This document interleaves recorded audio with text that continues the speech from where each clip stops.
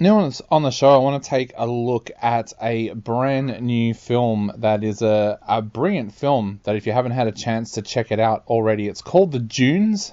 It is an Australian crime thriller that's been put together by someone that most of you would know as an actor because of the amount of work that he's done in Australia over the years, and also, of course, in the US as well, Martin Copping. But he is actually also the director and writer of this brilliant little crime thriller that's been getting a lot of attention overseas as well. It's picked up 22 award wins at festivals around the world, but this is a movie that really shows just how talented he is as a writer and director, and what a good actor he is as well, because this is an indie thriller that's been filmed on a very, very low budget, and it stands up. Sometimes you'll watch an indie thriller like this and it just doesn't hold up to films with a much bigger budget. This one does, because it's got a very, very intriguing story and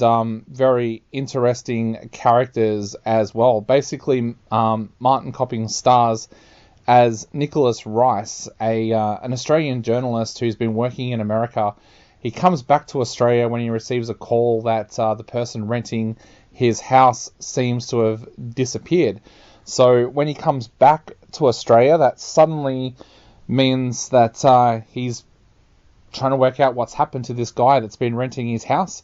Not long after he arrives back, he comes across a guy called William Knight, played by Tim Phillips, who suddenly appears and needs help with his car. But there's something, you can tell straight away that there's something not quite right about William, and at the same time, Nicholas is also almost rekindling a flame with an ex-girlfriend, Becky, as well. So it's a very, very interesting story. There's a bit of intrigue there from the very start. You're kind of thinking, where's this going to go with Becky, considering that he's got a partner back in the States. Who is this guy, William?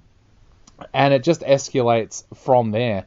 But there's a bit of a claustrophobic feel to this film because of the indie nature of the film. It's got...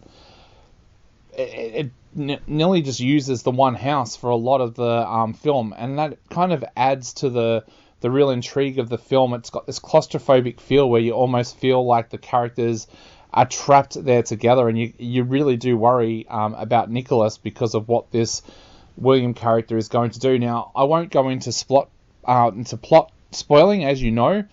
We don't do that on this show, but there is a great ending to this film. It's one that you certainly don't see coming, and I think that's another attest to just what a good filmmaker Martin Copping is. There are so many of these films in the crime thriller genre where basically 10-15 minutes into the film you go, well, I know where this is going to end. You do not know where this one is going to end. It's surprising, and it takes the film into a very dark territory. I kept on thinking of a film from years and years ago here in Australia when I was watching this film. I don't know how many of you out there have ever watched it. I know there's a lot of people out there who do like Australian films, but there was a film with Annalise Phillips, I would say late 90s, around 98, 99, called Envy, that came out. I feel that it's one of the best crime thrillers that we've ever made in this country, and I would put The DUNES up there with that, because I think The DUNES has that edge to it that makes it a little bit different to everything else that is out there. The film is also enhanced as well by the brilliant acting performances from its two leads. Martin Copping is great as Rice, and Tim Phillips just puts in this amazingly creepy performance as Knight as well, and I think that just further enhances the film. But look, I always say the test to a good filmmaker is whether or not they can pull off a good film when they're given no money to work with.